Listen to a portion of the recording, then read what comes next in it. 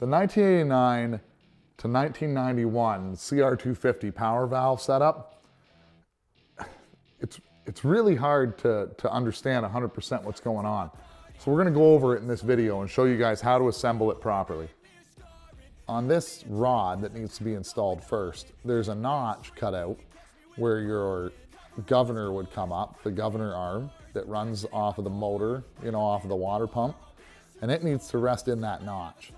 And then on this side, there's a screw hole so you can adjust this to actually get it like a flathead screwdriver setup, so you can adjust this to get it in the proper spot. And all these notches are where the power valve arms come down and hook in. So this needs to go in from the left-hand side into the right. So if we take our cylinder and we bring it up over here, you can see this hole. This is where this goes in, and we need that notch to be pointed down when it's installed.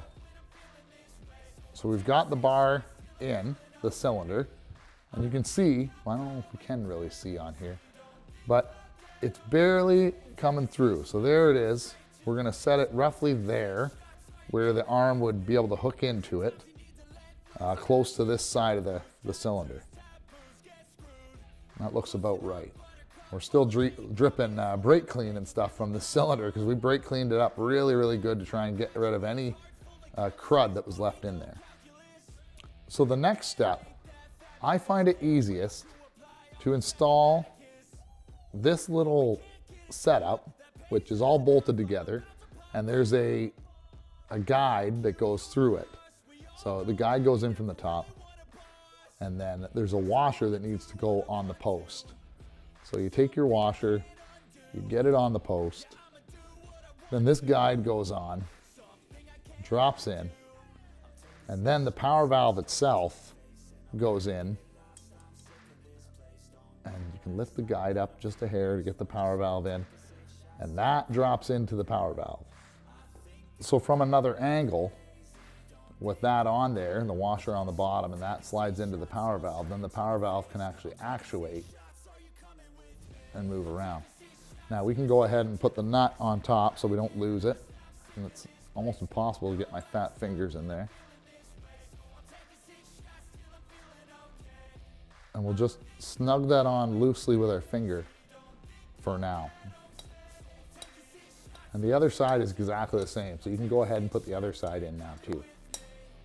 So we've got both in there. They're both working independently right now, but they're both opening and closing smoothly.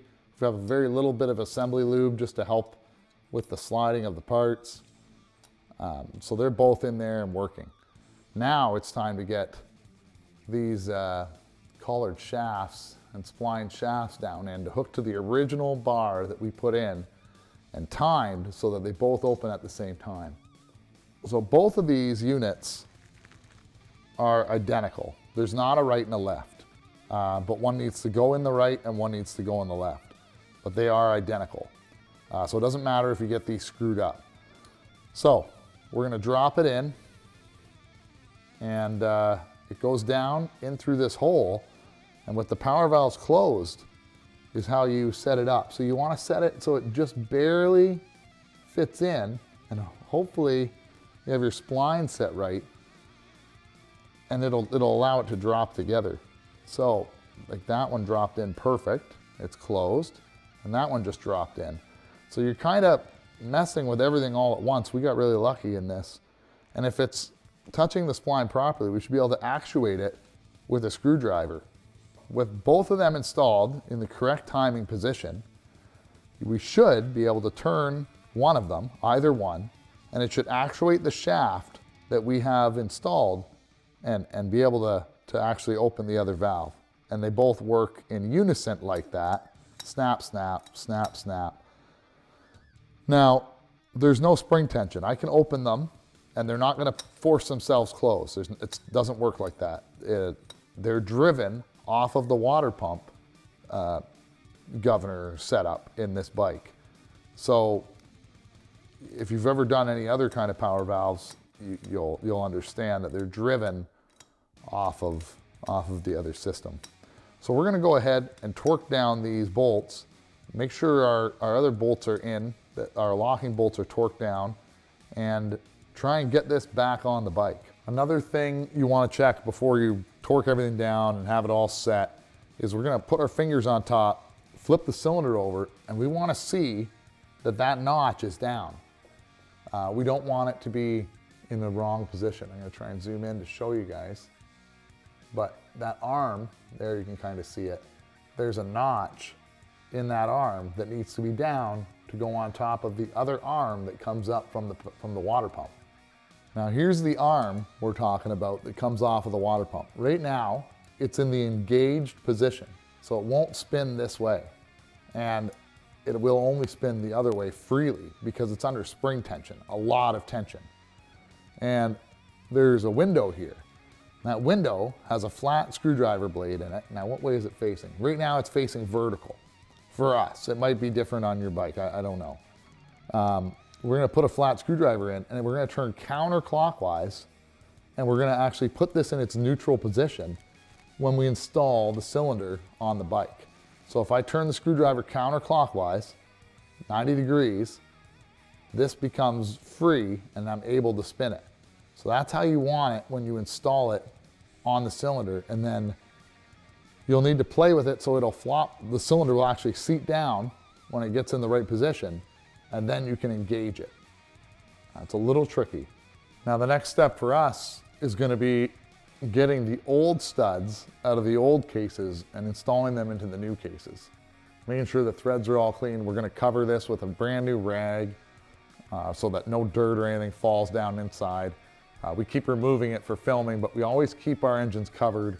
We don't want anything getting down inside. So we've got the old case in our vise, and we're going to thread a nut on upside down with the collar, one of the old cylinder head nuts, or the locking nuts that hold this cylinder to the motor. And we're going to tighten another one onto it, and then we should be able to back these out. I don't know if they've ever been out. I don't know what somebody's done. Maybe they've cemented them in. I don't know. So we're going to see. We may have to heat up the area. Now this case is garbage, so I don't really care about this half. So if I break this half, I don't care. I care about the stud because I need the stud. So we're going to tighten them together really tight, and then we're going to try and back them out.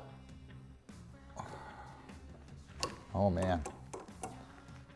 Hopefully we can get it. No, we may have to put some penetrating oil or try and hit them with an impact a bit. I was really hoping I'd be able to break it free by hand because then you can actually feel it. Now, but because I don't care about these cases, I'm not that worried. But if you did, let's say you just need to replace a stud because it was stripped, try a bunch of stuff. I'm going to hit it with the impact. It'll probably pull it right out because it's a good impact, but just be careful while you're doing it. Yeah.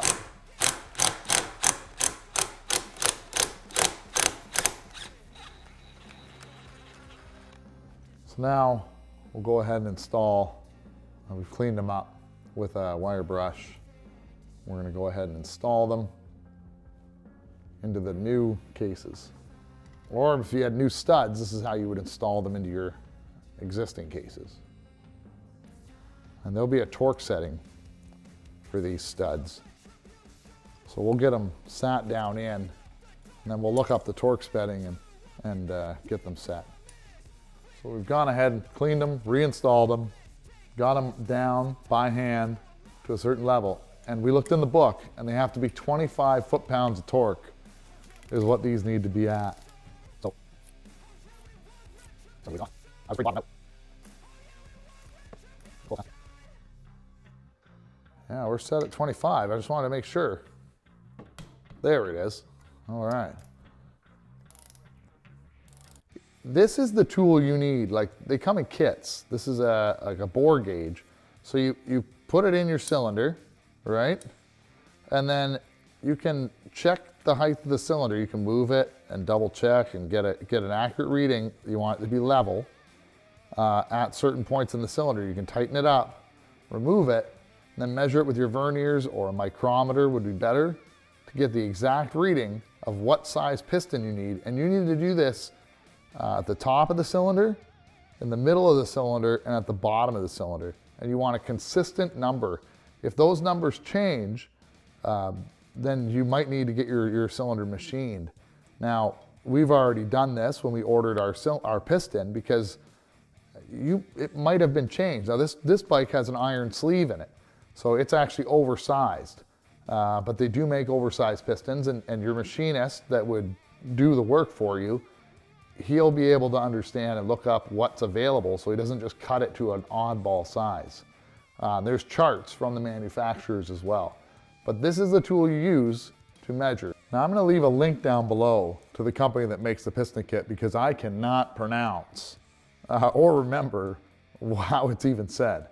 But guys, so far this crank and seal kit that they've sent along is really good. I'm really impressed with it. And I guess these are big in Europe. And here in North America, we don't see this very much because we're always dealing with Wiseco and those other companies. But yeah, in Europe, I guess this is a pretty generic piston set. But the piston looks really good.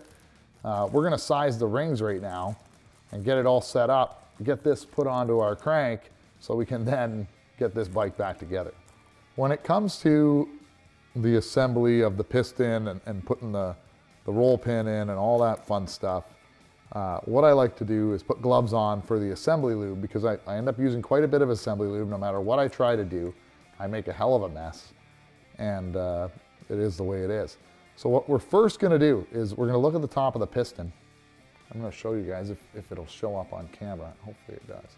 But it'll say intake, and this will also give you the size of the piston that you ordered. And it's good to check that piston in the cylinder and make sure it fits. We've already done that. Our piston fits. It's actually a pretty nice looking piston for the price of the kit. And we're gonna get the rings installed, and we're gonna put the one snap ring on that goes in the hole prior, so we only have to deal with one when we put the roll pin in. We're gonna put a little bit of assembly lube on our fingers. We can get it out of the jar here. There we go. Oh shit, look at, see? I told you guys. That's okay. We're gonna smear the excess inside the cylinder, because we're gonna have to do that anyway, all over the piston. Now we have a little bit on our hand. We put it on here. Intake side, we want to install this side first for us, and they are always a pain. You don't want to scratch your piston doing it.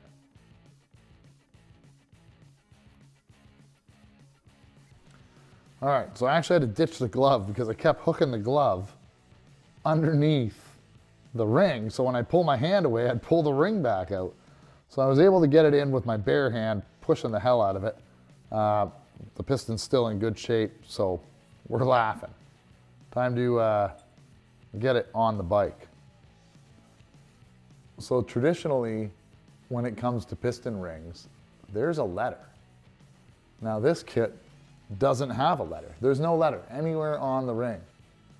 And I've tried to look up on the internet which way they go, like, because there's no real indicator. It seems like the ring is identical, top and bottom ring, and there's no curve to it. Like, there's not a cone shape, so they're perfectly flat. We've put them in the cylinder and they're perfect on the feeler gauge to see what the ring gap's gonna be. So I don't think that these rings have an up and down like traditionally, like the stock Honda rings, or you know, the Wiseco rings, which is concerning, but I guess we'll see how it goes. When you're installing your rings on your piston, we're gonna use some assembly lube. We'll get a bunch of it on our finger here because I've broken that bottle. And we're gonna put it around in the grooves, really good. We can wipe the excess on the piston. We're gonna wipe it all over the rings. It's odd that these ones don't have letters, like I said. It's weird. So you don't want to just like roll it around and get it on there. You actually want to stretch it, and the gap needs to go in these little holes. So we want to try and get it as close as we can when we first start. So we're gonna put it on, right? and kind of push it down. We don't want to, like I said, we don't want to damage the ring by trying to force it on like a bottle opener or anything like that. So we're going to pry it open, push it down into its groove, take this one down into the groove, and off we go. There we go. Perfect. So when the ring comes together, they have to line up in those little notches. We'll do the same to the other one. Get a little more assembly lube just to be safe. Too much assembly lube's okay, not enough is, if you don't have assembly lube, you can use two-stroke oil, like the premix fuel oil, to do the same thing. So our roll pin came installed in the crank. We're still gonna rub assembly lube in it and make sure it's good and lubed up because it's a roll pin bearing. But it's kind of nice. Usually they come in a package, you put it in. At least we know that they build them and install them at the factory to make sure that they're good. So we'll just pull the roll pin out. And we'll just get a good coat of assembly lube on there and in the crank as well. Put it back in. Now, next step. The piston and the roll pin itself. So, intake side of the piston, usually the side with these. So the intake comes this way, exhaust out the front. So it needs to go on like that. We've already installed the back keeper. Oh, get that, it's perfect one-to-one machine fit. Of course, so much assembly lube. Slide the roll pin in. Make sure it goes all the way across to hit that other keeper. If you have to, use a pair of pliers or a screwdriver, gently pushing your roll pin all the way across. Now, I've said this before. It is super important to cover the motor when you're trying to get these little circlips in there to lock in that roll pin.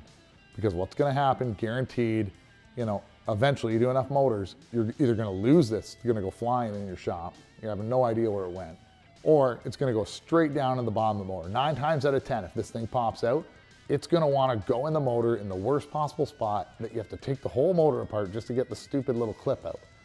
Anyway, guys, we're gonna struggle it, get it forced in there, and get this top end back on the bike.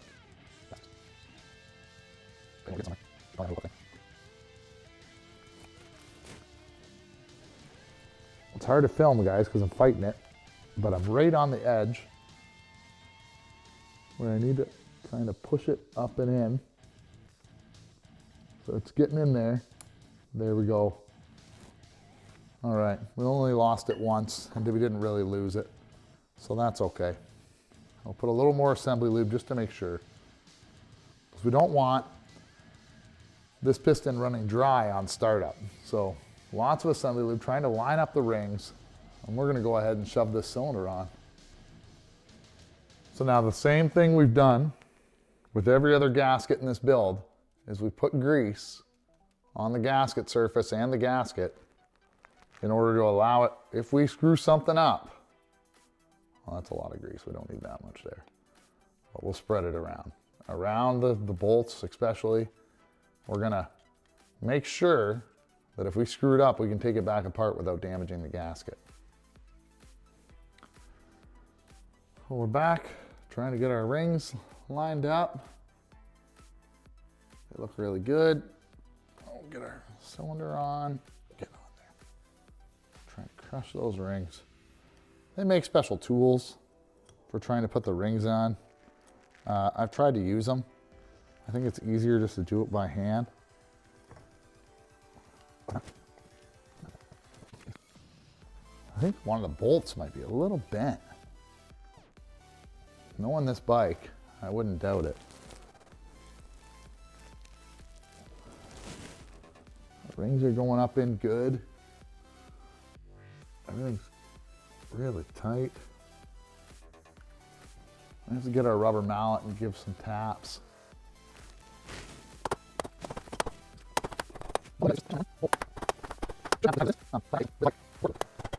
And I'm only tapping on these areas where there's lots of meat. So I'm not hitting like wherever I want willy-dilly. Got to make sure that power valve assembly drops in to the right spot.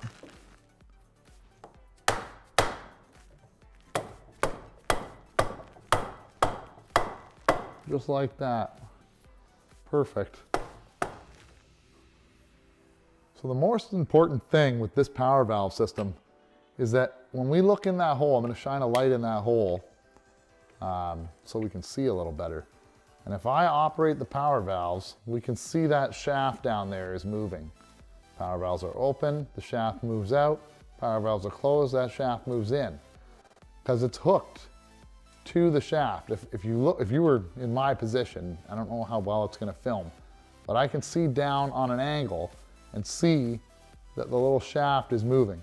Now we want to close it and operate it and adjust it from that hole in the water pump. So we stick our screwdriver in and we turn it 90 degrees. I felt it catch. And now our power valves should snap close. Yep, look at that. Now they're under tension. So now we know the system is working properly, right? They're opening up under tension and they're both snapping closed when they're on the cylinder, fully closed. That's perfect. We're just tightening down and torquing out our studs.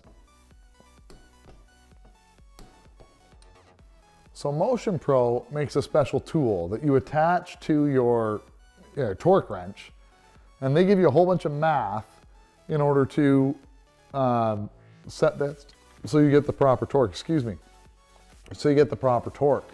Now they tell you to set it like this, and it increases the length, so then you have to do the math for the increased length, and then you actually set it at like 16 foot-pounds in order to hit 25 or whatever the math is.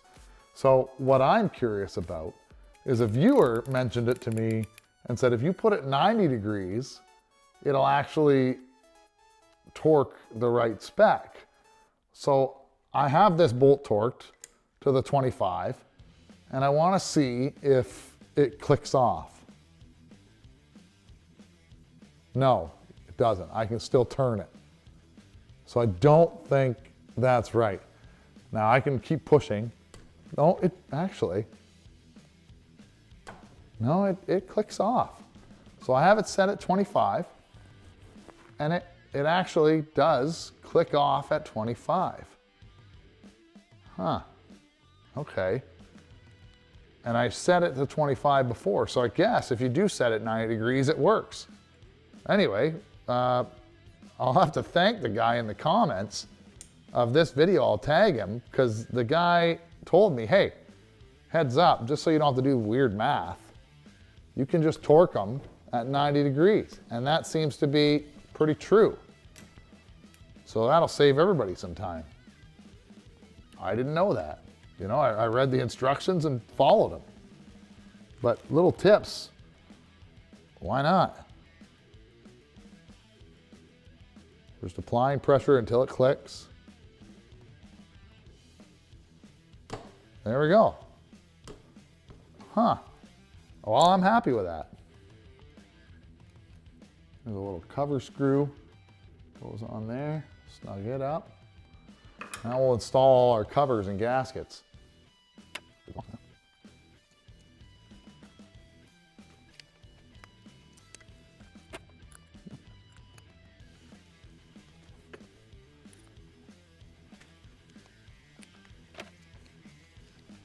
So our next step is installing the head gasket. And the head gasket's a thin piece of metal and the divots go up.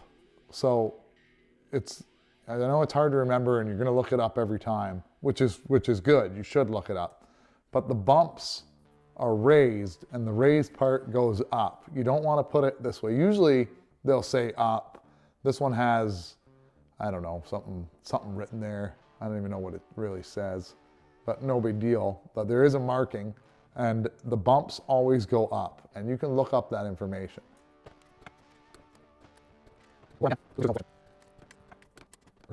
kit pretty much comes with every gasket. I'm pretty impressed actually. Again, I'll leave a link down below. This cover's just a dust cover, like for dirt. So it only is sealed by an O-ring. I'm not going super tight on it like other people have in the past. So all we really have left to do in this motor is finish installing our stator and mag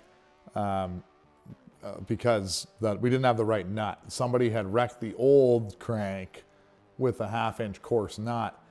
So we ordered the right nut from Honda. It's a 12 mil fine thread with this collar on it, and that's the proper nut. And they got a few tips when it comes to installing this. So when it comes to tightening the flywheel nut, I have made a $500 mistake personally on one of my own bikes.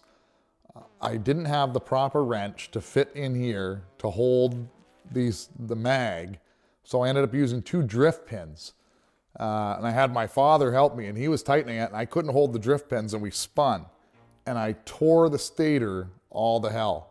So Tusk, you guys in the States from Rocky Mountain and stuff, they make this little tool that you can thread in to your spark plug hole. And what it will do is you'll thread it in hand tight, right? And then you'll bring your motor up against it. And when the motor hits, it'll stop. There we go, we hit it, we stopped. And now you can tighten that nut and it'll just push the piston against the soft part of that tool and it won't screw it up. Honestly guys, it was a $500 mistake. I had to buy a whole new stator for the bike and it was my fault because I wasn't using the proper tools.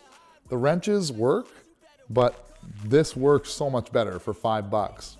Trying to save $5 and costing yourself $500, you're gonna regret it. There we go. Double check it. There, perfect. The 1989 to 1991 CR250 is a great bike. They have a lot of power, they're fun to ride. The big difference between the 92 to 01 is there's still mechanical power valves, but the HPP power valve system is just a lot more complex. They run off of the water pump. There's all sorts of things that need to be timed and work together. Now we got this one set up perfect from what I can tell. We won't know until we actually start the bike, but hopefully the video made sense and everything came together and you guys can figure out how to install the power valve yourself or set your timing if you need to. Anyway guys, leave a comment down below, like and subscribe. Let me know what you guys think. If there's any questions or concerns on how this sucker works, you know, leave it down below. I'll try and answer it. Anyway, thanks a lot for watching everybody and we'll see you in the next one.